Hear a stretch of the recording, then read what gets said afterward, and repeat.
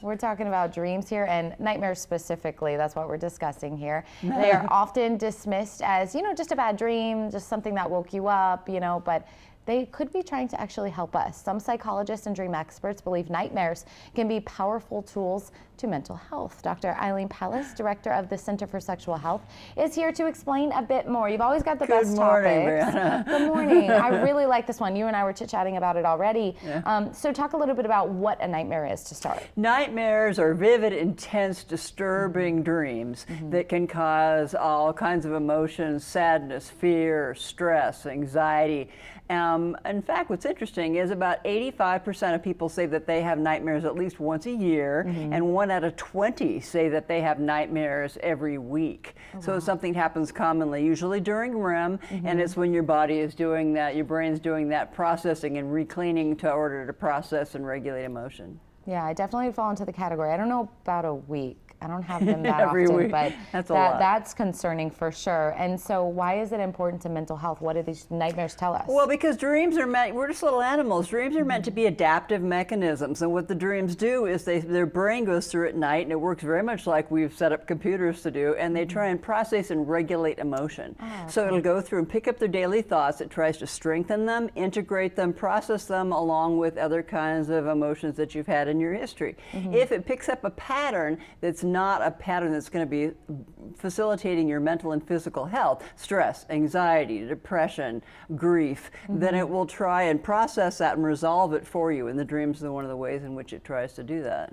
Okay, and I like this note that you gave me when you're interpreting your dream. May not be exactly what you saw or what you did, but maybe it's more how it made you feel. Right, because because what we usually think is like, well, what was the content? Oh, I dreamed about this guy. It must be there a must romantic be something with that guy. Not at all. Not at all. In fact, it could even be you that you're dreaming about. What it's actually doing is it's the emotion. That's the part that's pure. So if you focus on what is the emotion, what are you feeling, if you, especially if it wakes you up? Is it sad, happy, lonely, so tired? If it's happy, great.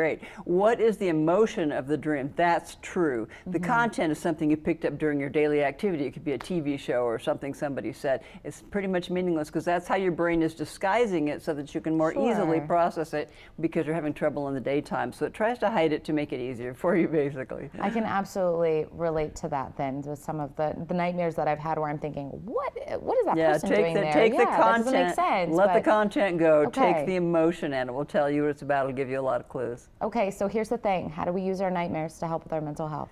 What you need to do is to recognize that, again, your brain is trying to process these emotions. It wants to regulate them. It works on emotion regulation. That's adaptive for us. So if it picks up those negative things, if you're having any kind of trauma in your life, depression, anxiety, the most common themes tend to be loss of control. That's number one. Control, grief, conflict. If you have these kinds of feelings, then you need to process them. So your brain's trying to help put that through at night. It tends to strengthen your thoughts, integrate your thoughts, and then process them for you. If it can't, then it's going to try and solve it. So that's what your brain's trying to do for you. So if you stop and pay attention to anything emotionally that's going on, again, anxiety, depression, grieving, then you can use that because long-term that's going to cause physical problems like gastrointestinal difficulties, cardiovascular problems, a whole lot of problems, asthma, etc. And we're out of time, but really quickly, you want to reorganize the approach. Can you just? Yeah, I just wanted to say really quickly, there's some good cognitive behavioral approaches, and from way back, I published in 1989 the technique called dream reorganization approach,